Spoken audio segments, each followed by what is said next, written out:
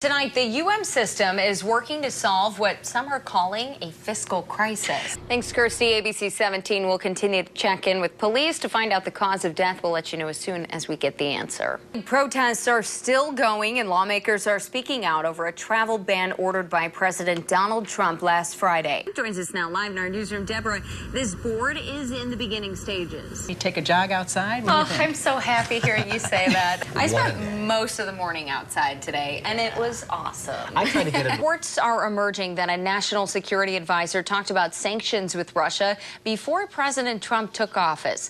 Tonight, two sides are close to reaching a settlement in a wrongful death suit 2 years after a Columbia firefighter is killed in the line of duty. Thank you, Joe. A new report from the state auditor's office shows problems with government transparency in our state. And I'm Marissa Hollowed. Donald Trump was sworn in today, replacing Barack Obama as president. We have live team coverage with crews in Columbia and Jefferson City tonight, where both districts approved the changes. Tonight, the Highway Patrol is trying new ways to reduce fatal crashes on Highway 124 in Boone County. Last year, 4 people died on the road between Hallsville and Centralia. Thank you, Joe. And you can see more images from inside the Wellness Center if you'd like. That's on our website, abc17news.com. The Boone County Commissioner says he's developing a plan to keep the grounds open year-round. Tonight, 2 young women are in custody after an assault at a bus stop.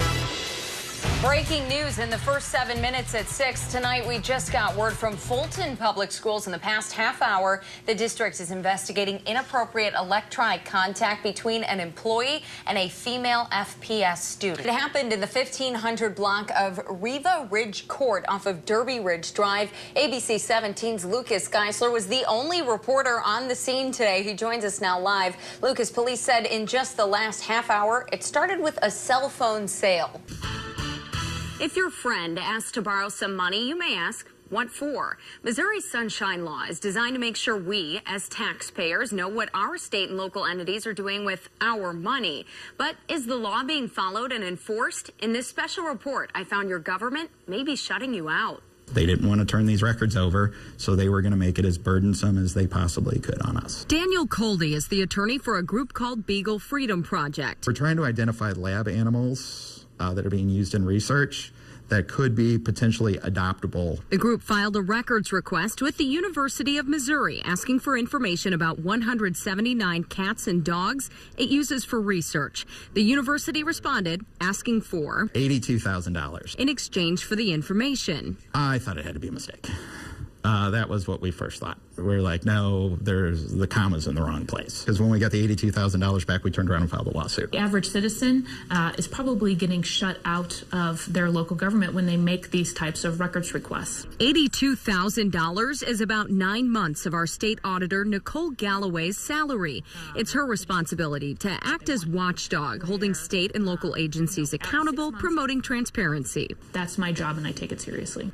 A few months ago, Galloway sent records requests at random to 309 state entities, mimicking the way an average citizen would send a request. And what we found was disappointing. Is there a problem with transparency across our state? Well, I would say that with a 30% compliance rate for our records request, that there is a problem with transparency and accountability. We know 30% would be equivalent to a big fat F, so I decided to send out a pop quiz of my own. I compiled a request and sent it off to 16 mid-Missouri schools, law enforcement departments, and city governments that all rely on taxpayer money. Each request was the exact same. I asked for all documents related to travel expenses for 2015 within their department. Under Sunshine Law, each request has to be acknowledged in 3 days. Each agency complied with this. The law also says the fees for a record can be waived if the information is in the public's interest. The law does say, though, that agencies can charge for research time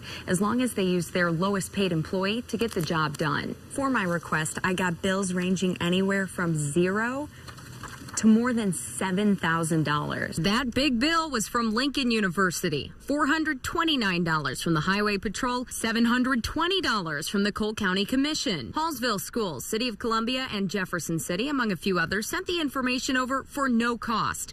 I did follow up with every agency I didn't hear from a week ago to remind them about my request. The University of Missouri declined to create a report for me, but said it would provide me with a cost estimate. 55 days later, I still have not received that estimate. We also found instances in which government agencies were charging excessive fees for the public records. $60,294. That's what the Springfield Police Department wanted to charge me for 5 years of traffic crash data. $1,700? Well, that's what one Columbia resident was quoted for information about a new company coming to the city. More than $1,500. That's what Columbia Police wanted for information about heroin deaths and overdose calls. So the most common question thinking about Sunshine Law. The City of Columbia recently spent $12,000 on a software system in hopes of speeding up and organizing the records request process. At the end of the day, certainly we don't want to become involved in a lawsuit.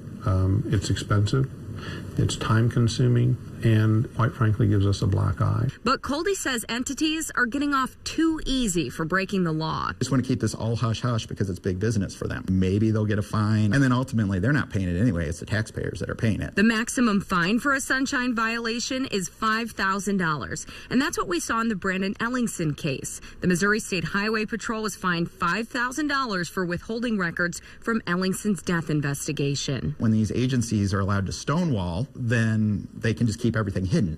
And the public never gets to see it. The issue's over.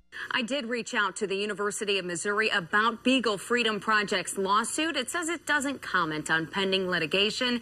If you want to see how each department responded to my request, just visit abc17news.com.